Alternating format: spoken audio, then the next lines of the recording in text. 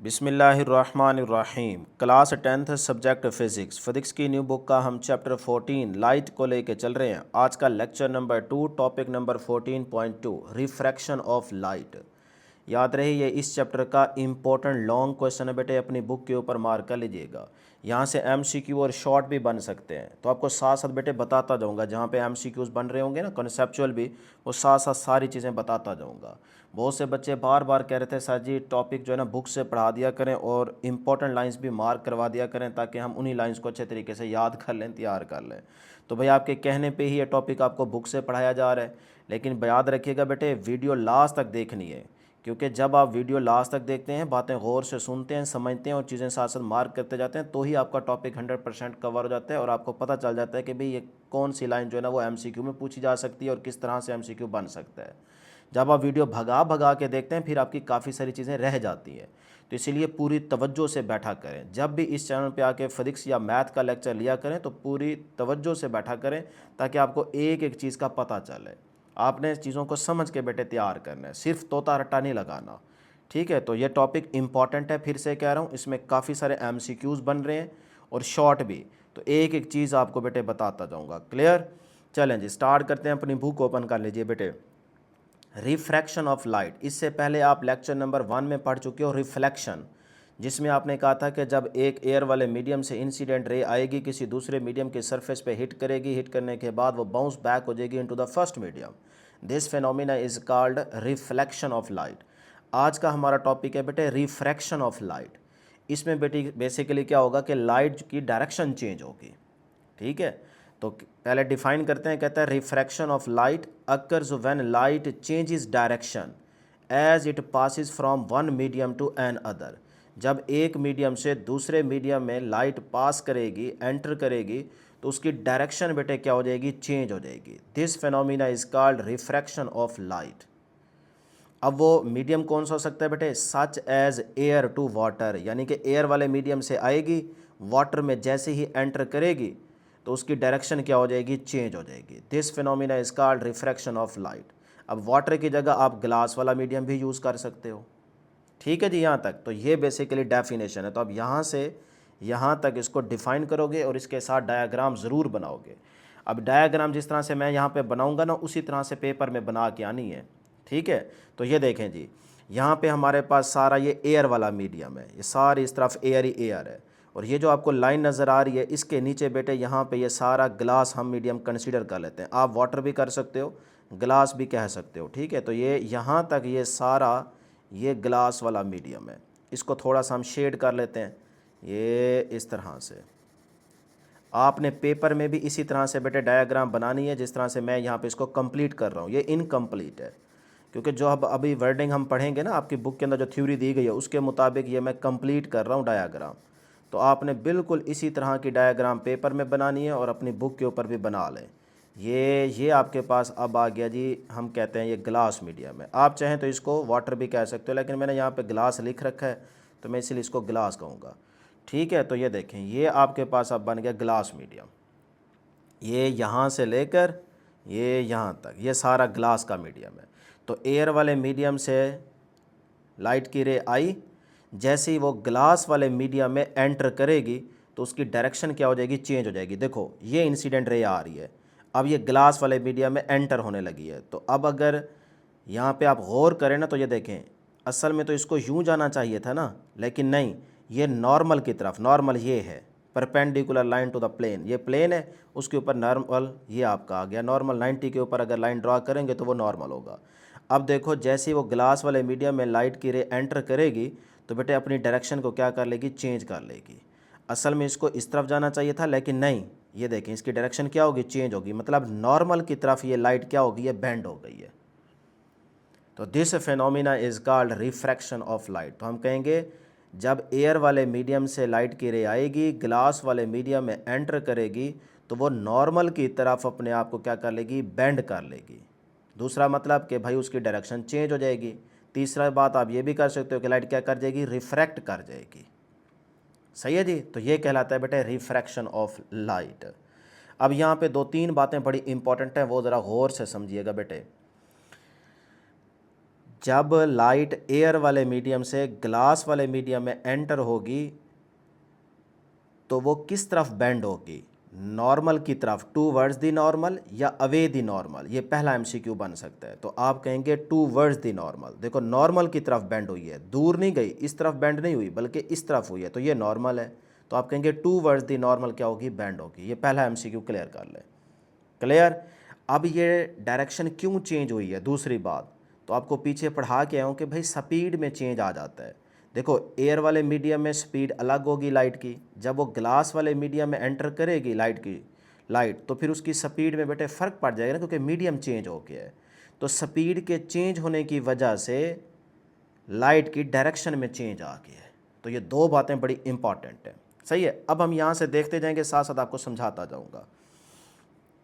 कहता है when light, अच्छा यहाँ से देखें, चलो ये तो ठीक है भाई, डिफरेंट मटेरियल अगर आप यूज़ कर रहे हैं मीडियम तो उसमें लाइट की स्पीड की वैल्यू भी डिफरेंट होगी, ये बात बता दी है। व्हेन लाइट मूव्स फ्रॉम, यहाँ से आप लिखेंगे when light moves from a rare medium, मतलब कि एयर वाले मीडियम से जब लाइट मूव करती हुई आएगी टू अ डेंसर मीडियम, मतलब ग्लास या वाटर में आएगी, it bends towards the normal. जब एयर वाले मीडियम से ग्लास या वाटर वाले मीडियम में लाइट एंटर करेगी तो वो बेंड हो जाएगी टूवर्ड्स द नॉर्मल। ये बात एमसीक्यू के लिए नोट कर लें और लॉन्ग की थ्योरी में ये बात लिखोगे। आगे कहता है when it moves from a denser medium to rare medium, जब डेंसर, अब यहाँ से नोट कर लें ज़रा, when it moves from denser medium to rare medium. अब डेंसर तो आपका ये बन गया ग्लास, तो इसका मतलब अब यहाँ से जब वो बाहर निकलेगी तो आगे फिर से यहाँ पे क्या है, एयर मीडियम। सही है। तो देखो डेंसर से जब दोबारा एयर में आएगी तो फिर अपने वाली पहले वाली डायरेक्शन में चली जाएगी। इस तरह से आ रही थी, ग्लास वाले मीडियम में रिफ्रैक्ट हो गई, डायरेक्शन चेंज हो गई। जब वो डेंसर से मतलब ग्लास से दोबारा एयर में आएगी तो फिर वो अपने आप की डायरेक्शन चेंज कर लेगी, मतलब पहले वाली डायरेक्शन में आ जाएगी। तो इस तरह से अब यहाँ पे ज़रा गौर करें, ये जो बात कर रहा था ना कि it moves from denser medium to rare medium, तो उसका मतलब ये बनता है, ये वाला हिस्सा बनता है कि ये डेंसर मीडियम है ग्लास, तो यहाँ से जब आई और दोबारा एयर में जाएगी रेयर मीडियम में, it bends away from the normal, तो फिर वो बेंड हो जाएगी अवे फ्रॉम द नॉर्मल। अब यहाँ पे नॉर्मल ड्रा करके देख लेते हैं। ये देखो यहाँ पे आप नॉर्मल ड्रा करो, ये नॉर्मल है आपका, ठीक है, जिस तरह से यहाँ पे था वैसे ही यहाँ पे है। अब देखें बेटे ये नॉर्मल की तरफ थोड़ी आ रही है, नॉर्मल से दूर बेंड हुई है। इधर क्या था कि जब एयर से ग्लास में आती है तो नॉर्मल की तरफ बेंड हो जाती है, टूवर्ड्स द नॉर्मल। इधर देखें जब ग्लास से दोबारा एयर में जाएगी डेंसर टू रेयर मीडियम, तो फिर वो बेंड हो जाती है अवे फ्रॉम द नॉर्मल। देख रहे हैं ना, ये नॉर्मल है, ये उससे दूर बेंड हो गई है।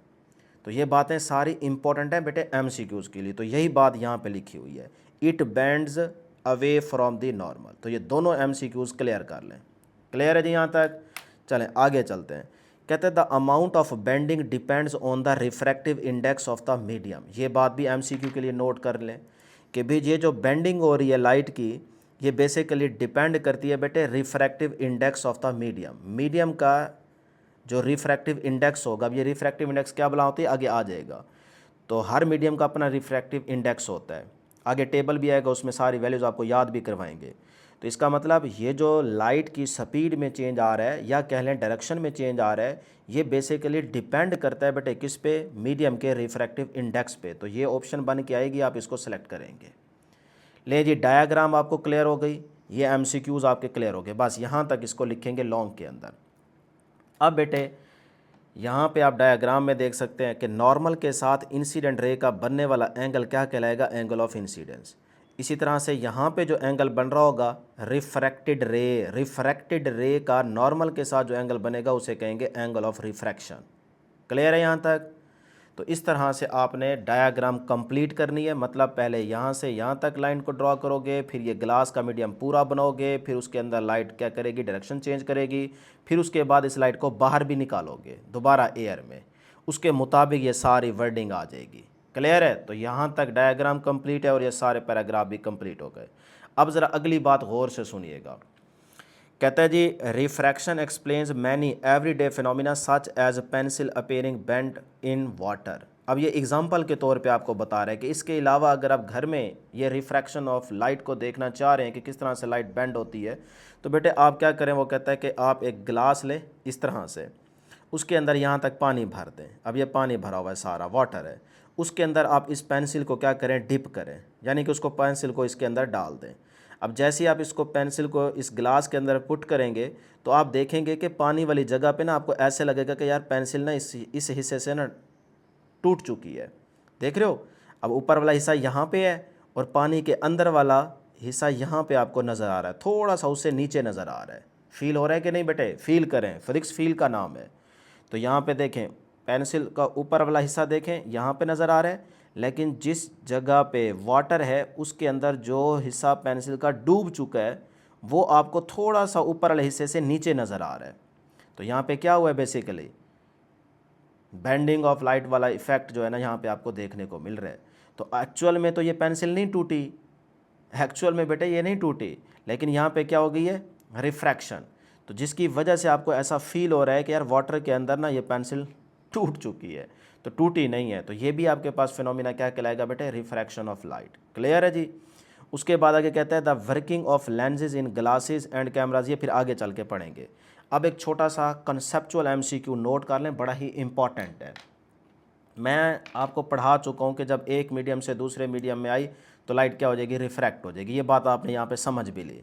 अब मैं अगर आपसे कहता हूँ कि सपोज़ करो ये आपके पास ना ग्लास वाला मीडियम है, ठीक है, अब बात को समझिएगा, ये आपका सारा ग्लास मीडियम है और ये है नॉर्मल, क्योंकि उस सरफेस के ऊपर अगर आप परपेंडिकुलर लाइन ड्रॉ करेंगे तो ये देखो ये 90 का एंगल बन रहा है ना, तो ये आपके पास क्या कहलाएगा, नॉर्मल कहलाएगा। अब मैं आपसे कहता हूँ कि इस नॉर्मल के अलोंग, मतलब इस नॉर्मल के अलोंग अगर इंसिडेंट रे आए लाइट की, नॉर्मल के अलोंग मतलब जिस तरह का नॉर्मल है ना उसी के ऊपर अगर इंसिडेंट रे आए और ग्लास वाले मीडियम में क्या कर जाए, एंटर कर जाए, तो क्या उसकी डायरेक्शन चेंज होगी? तो आंसर होगा नो। देखो, जब भी नॉर्मल के अलोंग इंसिडेंट रे आएगी एयर वाले मीडियम से और ग्लास वाले मीडियम में एंटर होगी तो उसकी डायरेक्शन चेंज नहीं होगी। अब आप सोच रहे हो कि सर अभी तो आप कह रहे थे कि अब भाई यहाँ पे नॉर्मल के अलोंग थोड़ी आ रही थी, वो तो एक ख़ास एंगल ऑफ इंसिडेंट पे रे आई, ग्लास वाले मीडियम में एंटर करेगी तो फिर उसकी डायरेक्शन चेंज होगी। लेकिन यहाँ देखो यही चीज़ मैंने बनाई है, लेकिन अब नॉर्मल के अलोंग, तो याद रखो ना निशानी, नॉर्मल के अलोंग जब कोई रे आएगी और ग्लास वाले मीडियम में एंटर करेगी तो कभी भी उसके डायरेक्शन में चेंज नहीं आएगा, वो बिल्कुल ऐसे सीधी एंटर करेगी। बात समझ आ गई? हाँ, अगली बात बड़ी इंपॉर्टेंट है कि क्या स्पीड पे फ़र्क पड़ेगा? सर जी, जब एयर वाले मीडियम से नॉर्मल के अलोंग ग्लास वाले मीडियम में लाइट एंटर करेगी तो क्या उसकी स्पीड में फ़र्क पड़ेगा? तो आंसर होगा यस, स्पीड इसकी चेंज हो जाएगी। ठीक है, स्पीड में चेंज आएगा लेकिन डायरेक्शन में चेंज नहीं आएगा। क्लियर है जी? ये बात नोट कर लें, बड़ी ही इंपॉर्टेंट है। आगे चलते हैं बेटे, laws of refraction of light. हमने रिफ्रैक्शन ऑफ लाइट को समझा, उसके लॉज देखते हैं। 2 लॉज होंगे, शॉर्ट के लिए ये इंपॉर्टेंट है, अलग से शॉर्ट क्वेश्चन आ सकता है, laws of refraction of light. तो 2 लॉज हैं बेटे जिस तरह रिफ्लेक्शन में थे। फर्स्ट लॉ है जी, incident ray, refracted ray and the normal lie in the same plane. वही पहले वाला लॉ देखें, ये इंसिडेंट रे, ये आपके पास रिफ्रैक्टेड रे और ये क्या है, नॉर्मल, तो ये एक ही प्लेन में लाई कर रहे हैं। क्लियर? उसके बाद आ जाए जी सेकंड लॉ, क्या कहता है, स्नेल्स लॉ। सेकंड लॉ को आप स्नेल्स लॉ भी कहते हैं, स्नेल्स साइंटिस्ट का नाम है। ठीक है, the ratio of the sine of the angle of incidence i to the sine of the angle of refraction r remains constant. यानी कि ये जो आप देख रहे हैं बेटे कि यहाँ पे नॉर्मल के साथ इंसिडेंट रे का बनने वाला एंगल आई और यहाँ पे नॉर्मल के साथ रिफ्रैक्टेड रे का बनने वाला एंगल आर, इसकी जो रेशो होगी ना वो कांस्टेंट के इक्वल होगी। अब कांस्टेंट जो होता है उसको हम एन कहते हैं, तो आप ये फार्मूला ऐसे भी लिख सकते हो, sine i over sine r is equal to constant, जो वो बात कर रहा है उसके मुताबिक। अब इस कांस्टेंट को हम क्या कहते हैं, एन, क्योंकि जो साइंटिस्ट आपको कांस्टेंट देता है ना वो किसी न किसी नंबर को या नाम से उसको शो करता है। तो यहाँ पे जो स्नेल्स लॉ है उसने इस कांस्टेंट को एन से शो किया है। तो आप भी यहाँ पे n ही यूज़ करेंगे। तो ये आपके पास बेसिकली क्या आ गया, स्नेल्स लॉ आ गया। अगर आपने स्नेल्स लॉ को अलग से डिफ़ाइन करना हो तो आप बेटे इसी तरह से इसको डिफ़ाइन कर देंगे जो कि सेकंड लॉ में किया हुआ है। तो स्नेल्स लॉ की यही डेफिनेशन और फार्मूला है। क्लियर हो गया यहाँ तक। अब उसने n को मज़ीद एक्सप्लेन कर दिया है। कहते हैं n is the refractive index, जो हम ऊपर बात करके आ रहे थे ना कि भाई जो इसमें बेंड हो रही है लाइट, तो उसकी स्पीड की चेंज होने की वजह से बेंड होती है, तो वो चीज़ बेसिकली डिपेंड कर रही थी बेटे किस पे, refractive index of the medium पे। तो वो रिफ्रैक्टिव इंडेक्स को अब एक्सप्लेन कर रहे हैं कि n is the refractive index of the second medium relative to the first medium, यानी कि फर्स्ट मीडियम के लिहाज से सेकंड मीडियम का जो रिफ्रैक्टिव इंडेक्स होगा उसको हम कहेंगे n। The refractive index indicates, refractive index show करता है how much light bends when entering a different medium, कि डिफरेंट मीडियम के अंदर जब लाइट एंटर करती है तो वो कितना ज़्यादा बेंड करेगी, मतलब उसकी डायरेक्शन में कितना ज़्यादा चेंज आएगा। इसी चेंज को निकालेंगे तो वो आपका रिफ्रैक्टिव इंडेक्स कहलाएगा। क्लियर होगी बात। तो रिफ्रैक्टिव इंडेक्स की यही डेफिनेशन है बेटे, आगे भी आ जाएगी लेकिन ये वाली भी कर सकते हो। लेकिन टॉपिक यहाँ तक ख़त्म हो गया। अब speed of light in a medium, कि डिफरेंट मीडियम में लाइट की जो स्पीड की वैल्यू होती है वो भी डिफरेंट होती है, पीछे भी पढ़ के आ रहे हैं, तो वो आप यहाँ पे नोट कर लें। वो कहता है जी वैक्यूम में, यानी कि in vacuum light moves at its maximum speed 3 × 10⁸ metre per second. तो वैक्यूम में आपके पास स्पीड की वैल्यू ये रहेगी, लाइट की स्पीड की वैल्यू मैक्सिमम होती है 3 × 10⁸ मीटर पर सेकेंड, इसको नोट कर लें। इसी तरह से एयर में पता होनी चाहिए, वाटर में पता होनी चाहिए, ग्लास में पता होनी चाहिए स्पीड की वैल्यू। आगे आ जाएगा, मैं बताता हूँ। अब वो कहता है कि ये जो स्पीड में चेंज आता है ये आता किस वजह से है, तो आप कहेंगे due to interactions with medium particle. जो बेसिकली मीडियम के अंदर पार्टिकल्स होते हैं ना, उनकी इंटरेक्शन की वजह से स्पीड क्या हो जाती है, स्लो हो जाती है। ये बात बड़ी इंपॉर्टेंट है, नोट कर लें। देखो ना, आपसे पूछा जा सकता है कि यार स्पीड डिफरेंट मीडियम में डिफरेंट क्यों होती है, उनकी स्पीड में चेंज क्यों आ जाता है, स्पीड स्लो क्यों हो जाती है। तो आप कहोगे क्योंकि मीडियम के अंदर जो पार्टिकल्स होते हैं उन पार्टिकल्स की इंट्रैक्शन की वजह से स्पीड क्या हो जाती है, स्लो डाउन हो जाती है। क्लियर। अच्छा, अगली बात एमसीक्यू के लिए बड़ी इंपॉर्टेंट है, नोट करें। Denser the medium the slower the speed of light, यानी कि एक रेयर मीडियम है, एक आपके पास डेंसर मीडियम है। तो रेयर और डेंसर मीडियम में से बताएं लाइट की जो स्पीड है वो किस मीडियम में स्लो होती है, तो आप कहेंगे डेंसर मीडियम में स्लो रहती है। देखो ना, फार्मूला क्या है, v = f लैम्डा। फार्मूला बेटे यही है ना, v = f लैम्डा। अब यहाँ पे फ्रीक्वेंसी तो होती है सेम, वो तो बेसिकली सोर्स की होती है ना, तो सोर्स तो आप चेंज कर ही नहीं रहे, तो फ्रीक्वेंसी यहाँ पे होगी सेम। ठीक है। अब आ जाए स्पीड और लैम्डा, तो स्पीड और लैम्डा का रिलेशन क्या होगा, डायरेक्ट। तो वो यही कह रहा है कि जो डेंसर मीडियम होगा उसके अंदर स्पीड क्या रहती है बेटे, स्लो, तो स्पीड उसमें कम रहेगी तो वेवलेंथ भी कम हो जाएगी। तो आपको यहाँ से एमसीक्यू मिल गया कि जो डेंसर मीडियम होता है, जैसे ग्लास है, वाटर है, तो एयर के कंपैरेटिवली ग्लास और वाटर वाले मीडियम में वेवलेंथ लाइट की और स्पीड ये कम हो जाती है। तो इस बात को नोट कर लीजिएगा, बड़ी इंपॉर्टेंट है। आगे कहता है this change in speed is measured using the refractive index. अगर ये चेंज निकालना चाहते हो जो स्पीड में आया है, तो वो कहता है फिर रिफ्रैक्टिव इंडेक्स को आप यूज़ करें। तो मैं तो बता चुका हूँ, यही रिफ्रैक्टिव इंडेक्स निकाल लोगे तो आपको पता चल जाएगा कि एक मीडियम से दूसरे मीडियम में जब लाइट एंटर करती है तो उसकी स्पीड में कितना चेंज आ जाता है। सही है। तो उस चेंज को निकालने के लिए आपको रिफ्रैक्टिव इंडेक्स निकालना पड़ेगा, तो इसका फार्मूला आगे आ जाएगा। लें जी, यहाँ पे 2 MCQs और नोट कर लें। वाटर में आपको लाइट की स्पीड की वैल्यू पता होनी चाहिए, 2.3 × 10⁸ मीटर पर सेकंड होती है। Speed of light in glass, glass में जो लाइट की स्पीड की वैल्यू होती है 2 × 10⁸ मीटर पर सेकंड। तो ये आपके सारे इंपॉर्टेंट MCQs हैं। जिस तरह मैंने यहाँ पे देखे अब सारी चीज़ें मार्क कर रखी है ना, इस तरह से अपने नोट्स खुद बनाते जाओ, बुक को ही नोट्स बनाओ। यहाँ तक क्लियर है, आगे आ जाए जी। तो यहाँ पे बेटे वही पिछली बात दोबारा वर्डिंग के अंदर लिख दिया, फार्मूला आपको क्लियर है। तो यहाँ तक बस ये ख़त्म हो गया, थ्योरी यहाँ तक लिखोगे। अब आ जाए ये रिफ्रैक्टिव इंडेक्स क्या होता है, इसको बेटे डिफाइन करते हैं। ये वाली डेफिनेशन लिखो आपकी मर्ज़ी, ये वाली लिखो आपकी मर्ज़ी।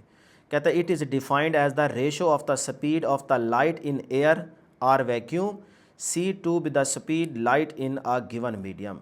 यानी कि ये बेसिकली रेशो है किसकी बेटे, speed of light in air, उसको हम C से शो कर रहे हैं, और डिवाइड बाय ये जो V होगा ये किसी और मीडियम की स्पीड, यानी कि जब किसी दूसरे मीडियम में, ग्लास में या वाटर में लाइट एंटर करेगी तो उसमें जो लाइट की स्पीड होगी उसको हम V से शो कर रहे हैं। सही है, एयर वाले मीडियम से आई ना लाइट, उसकी स्पीड को हम c से शो कर रहे हैं। दूसरे मीडियम में जब एंटर करेगी तो उस लाइट की स्पीड तो होगी, उसमें चेंज भी आएगा, तो उसको मीडियम की स्पीड को हम v से शो कर रहे हैं। तो ये जो रेशो है इसको हम कहते हैं रिफ्रैक्टिव इंडेक्स। क्लियर है? तो यहाँ पे भी इन्होंने वर्डिंग में लिख दिया और यहाँ पे फार्मूला गिवन है। तो बस इस तरह से आप इसको डिफाइन करेंगे। शॉर्ट के तौर पे भी ये इंपॉर्टेंट है, अलग से आ जाता है कि what is mean by refractive index, तो आप इस तरह से इसको डिफाइन करेंगे। लेकिन जब स्नेल्स लॉ कहे तो फिर आपने ये वाला डिफाइन करना है, फार्मूला भी यही लिखेंगे, और ये आपके पास रिफ्रैक्टिव इंडेक्स की डेफिनेशन और फार्मूला है। क्लियर है यहाँ तक? अब मैं बड़ी ही इंपॉर्टेंट बात आपको बताने जा रहा हूँ, ज़रा गौर कीजिएगा बेटे, तवज्जो दीजिएगा। यहाँ पे डायग्राम देखें, यानी कि ये हमारे पास एक मीडियम और ये दूसरा मीडियम, मीडियम 1 मीडियम 2। इस मीडियम का जो रिफ्रैक्टिव इंडेक्स होगा उसको n1 से शो कर रहा है, इस मीडियम का सेकंड मीडियम का जो रिफ्रैक्टिव इंडेक्स होगा उसको n2 से शो कर रहा है। हमें नहीं पता कौन कौन सा मीडियम है, बस अभी वो लेट कर रहा है। अब देखें, एक मीडियम से आई, मीडियम 1 से लाइट आ रही है, ये जा रही है। दूसरे मीडियम में जैसे ही एंटर करेगी तो देखें उसकी डायरेक्शन क्या होगी, चेंज हो गई। तो ये नॉर्मल से अवे क्या कर गई, बेंड कर गई। तो ये क्या है, रिफ्रैक्शन ऑफ लाइट। अब इसकी जो स्पीड की वैल्यू है वो उसको c1 कह रहा है, इसमें स्पीड को वो c2 से शो कर रहा है। यहाँ पे जो एंगल बन रहा है नॉर्मल के साथ, ये नॉर्मल है ना, तो इंसिडेंट रे का नॉर्मल के साथ जो एंगल बन रहा है उसको θ1, और जो नॉर्मल के साथ रिफ्रैक्टेड रे का एंगल बन रहा है उसको θ2। तो इसको आप r कह सकते हो, इसको आप I कह सकते हो। ठीक हो गया? वही पीछे वाली सारी डायग्राम है। लेकिन इसमें जो इंपॉर्टेंट बात वो समझाना चाह रहा है वो यहाँ पे लिख नहीं रहा, लेकिन मैं आपको बता देता हूँ। ठीक है, कि जब भी आपने यहाँ से बेटे वैल्यू फाइंड आउट करनी हो कि भाई ये कितना चेंज आया है स्पीड में, तो उसके लिए ना यहाँ पे जो रिलेशन n=cv का है, इसका बेटे जब भी रिफ्रैक्टिव इंडेक्स के साथ रिलेशन आएगा ना तो वो इन्वर्स हो जाएगा। यानी कि जो c/v का रिलेशन है ना, ये रिफ्रैक्टिव इंडेक्स, क्योंकि यहाँ पे तो हमें देखें इसकी वैल्यू नहीं दी गई, लेकिन रिफ्रैक्टिव इंडेक्स की वैल्यू दी जाती है जब भी ये MCQ आता है। तो फिर आपने c/v का रिलेशन जो रिफ्रैक्टिव इंडेक्स के साथ लेना है वो इन्वर्स लेना है। यहाँ पे c/v है तो इसको इक्वल करोगे बेटे n2/n1 के साथ।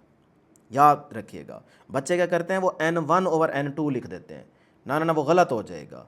सही है? तो आपको मैं आसान तरीका बता देता हूँ इसको याद रखने का, कि जिस मीडियम में लाइट आएगी उसको पहले उसका रिफ्रैक्टिव इंडेक्स लिखोगे, डिवाइड बाय जिस मीडियम से आई थी उस रिफ्रैक्टिव इंडेक्स को लिखोगे। दोबारा सुन लो, जिस मीडियम में लाइट एंटर करेगी, मतलब रिफ्रैक्ट करेगी, जिसमें आएगी, जिसमें आती है वो देखो मीडियम 2 है, ये आई ना, रिफ्रैक्ट हो गई, तो उसको पहले लिखोगे n2 को।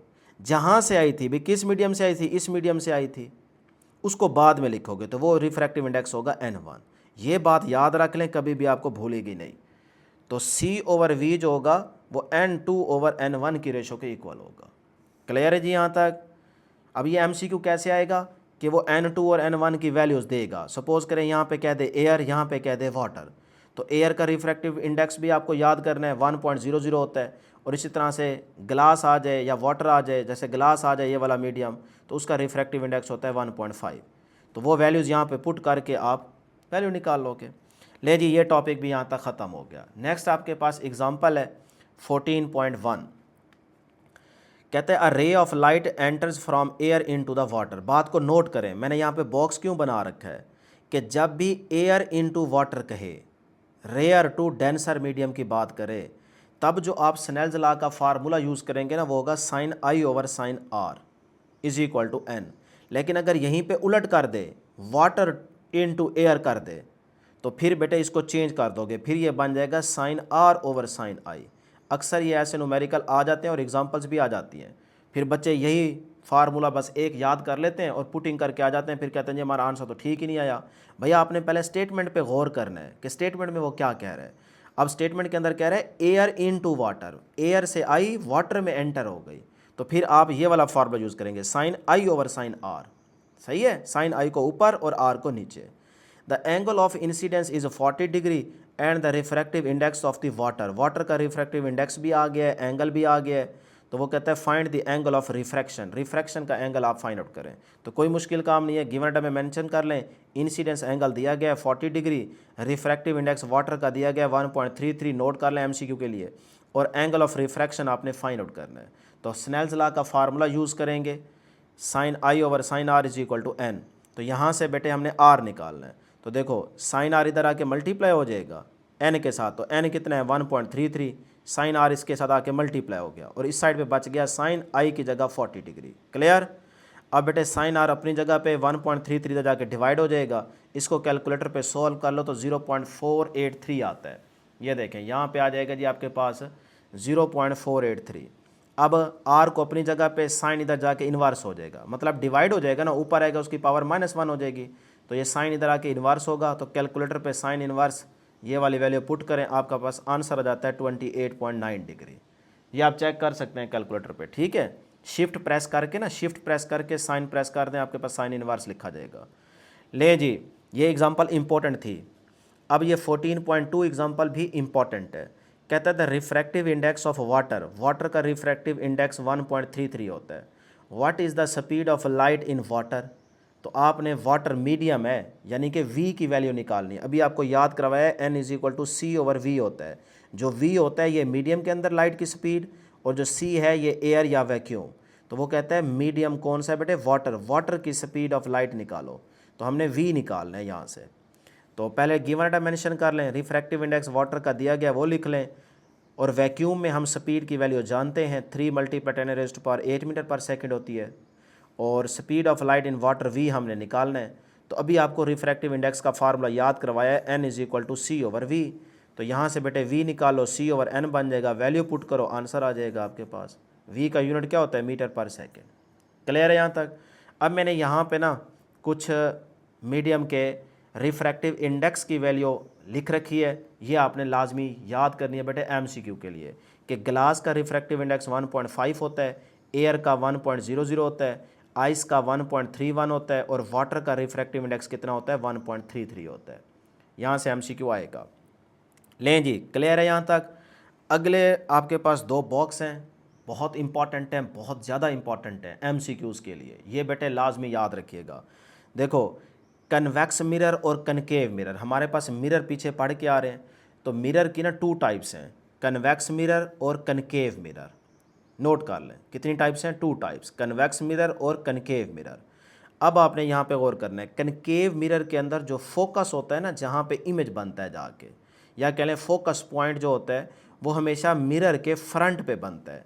ये बात नोट करें MCQ के लिए बेटे, आपसे पूछ सकते हैं ना कनकेव मिरर के अंदर जो फोकस पॉइंट होता है वो कहाँ पे लाई करता है, मिरर की बैक साइड पे या फ्रंट पे या प्लेन से बाहर, इस तरह से बहुत सारी ऑप्शन बना सकते हैं। तो याद करें कि जब भी कनकेव मिरर यूज़ कर रहे होंगे तो जो फोकस पॉइंट होगा वो आपका मिरर के फ्रंट पे बनेगा। क्लियर। अच्छा, अगर आपके मिरर के बिहाइंड फोकस लाई कर रहा है या फोकस पॉइंट बन रहा है, तो फिर मतलब होगा कि आपका जो मिरर है वो कन्वेक्स मिरर है। तो कन्वेक्स मिरर में मिरर के बिहाइंड फोकस पॉइंट बनता है। 2 बातें याद हो गई। अब अगली बात, the focus is real as the rays of light after reflection converge at the focus. यानी कि जब कनकेव मिरर यूज़ कर रहे होंगे तो उसका जो फोकस पॉइंट बनेगा, मतलब जहाँ पे लाइट आके सारी कन्वर्ज हो रही होगी, मिल रही होगी एक पॉइंट पे जहाँ पे इमेज बनता है, उसको हम कहते हैं, ठीक है, फोकस पॉइंट। कन्वर्जिंग पॉइंट भी उसी को कहते हैं। तो वो हमेशा फ्रंट पे बनेगा, और इमेज कैसा होगा, वो रियल होगा। इमेज कैसा होगा, रियल होगा। तो बस शॉर्टकट याद रखें, कनकेव मिरर में इमेज कैसा बनता है, रियल बनता है, और फोकस भी क्या होता है, रियल होता है। कन्वेक्स मिरर अगर आप यूज़ कर रहे हैं तो फिर फोकस क्या होगा, विर्चुअल होगा, ठीक है, और इमेज भी कैसा बनेगा बेटे, विर्चुअल बनेगा। क्लियर। विर्चुअल से मुराद यही होगा कि मिरर की बैक साइड पे जो इमेजिनरी लाइट की रेज हम मिलाएंगे उससे इमेज बनेगा विर्चुअल, जो कि हमने आपको पीछे भी बताया था ना बेटे। ये यहाँ पे ये देखें, ये पीछे वाली डॉटेड लाइंस को जब मिलाते हैं ना तो मिरर के बिहाइंड जो इमेज बनता है वो विर्चुअल होता है। तो जब कन्वेक्स मिरर यूज़ करेंगे तो इमेज मिरर की बिहाइंड बनेगा, वो विर्चुअल होगा, वो रियल में नहीं होगा। बात समझ आ गई बेटे। तो ये पॉइंट्स याद रख लें, आगे भी यूज़ होंगे। उसके बाद लास्ट बॉक्स है जी इंपॉर्टेंट, यहाँ से भी MCQs और आगे फार्मूलाज हमने लेंसेज के अंदर यूज़ करने हैं, मिरर्स के फार्मूलाज यूज़ करने हैं, तो उसके लिए ये बातें बड़ी इंपॉर्टेंट है, याद रखनी है। और यहाँ से MCQ पक्का आता है, तो इसलिए मैंने लिख रखा है कि भैया MCQs के लिए टेबल याद करोगे।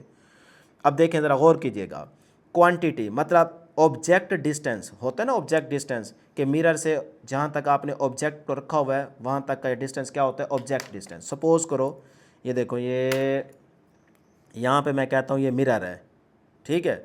अब यहाँ पे मैंने ऑब्जेक्ट को प्लेस कर रखा है, तो ऑब्जेक्ट से मिरर तक का जो डिस्टेंस होगा उसे कहेंगे ऑब्जेक्ट डिस्टेंस, उसको पी से शो करते हैं। तो वो यही कह रहा है, ऑब्जेक्ट डिस्टेंस को हम पी से शो करते हैं। क्लियर। इमेज डिस्टेंस, अब सपोज करें यहाँ से लाइट की रेज आ रही है, यहाँ से मुड़ गई, फिर यहाँ पे जाके वो क्या होगी, एक पॉइंट पे कन्वर्ज हो गई है, मिल गई है ऐसे, ठीक है। तो यहाँ पे इमेज बनेगा, तो जहाँ पे फिर इमेज बनता है वहाँ से लेकर उस मिरर तक का जो डिस्टेंस होगा या लेंस तक का डिस्टेंस होगा उसे हम कहेंगे इमेज डिस्टेंस। तो इमेज डिस्टेंस को क्यू से शो करते हैं।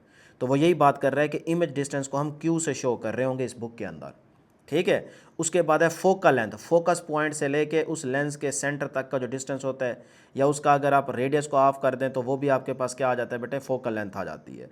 तो फोकल लेंथ को वो कहते हैं हम एफ से शो कर रहे होंगे, ठीक है।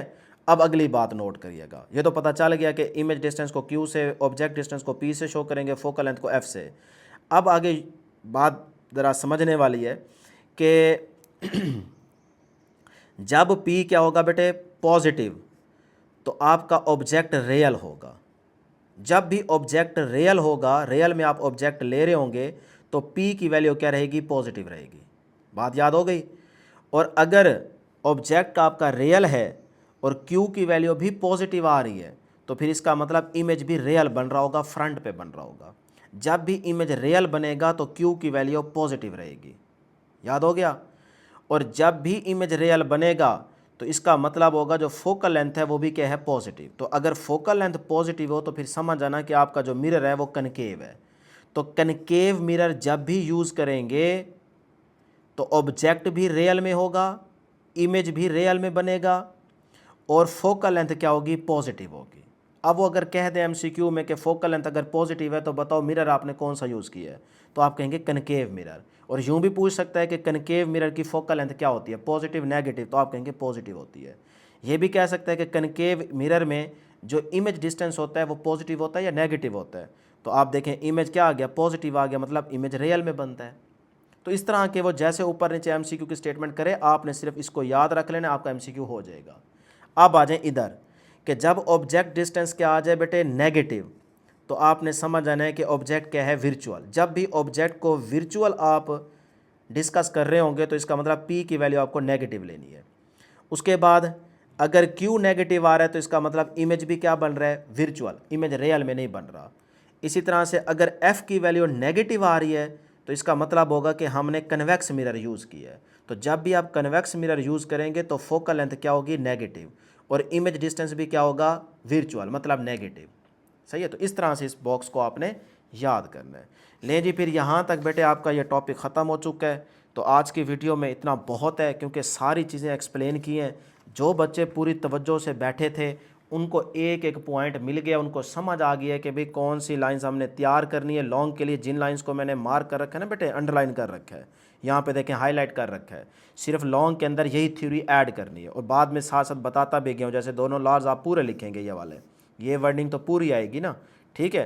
तो इस तरह से आपका ये लॉन्ग और सारे जो छोटे छोटे शॉर्ट क्वेश्चन एमसीक्यूज़ आपको बनवा दिए हैं, ये आपने सारी बातें जहन में रखनी है। एग्जांपल्स भी दोनों इंपॉर्टेंट हैं, ये भी अपनी बुक के ऊपर मार्क कर लीजिएगा। उसके बाद ये दो बॉक्स हैं, इनको भी एमसीक्यूज़ के लिए आपने याद रखना है। तो इस तरह से ये आपका टॉपिक पेज नंबर 68 तक कवर हो जाता है। इंशाल्लाह नेक्स्ट वीडियो में जल्द मुलाकात होगी। अल्लाह हाफिज़।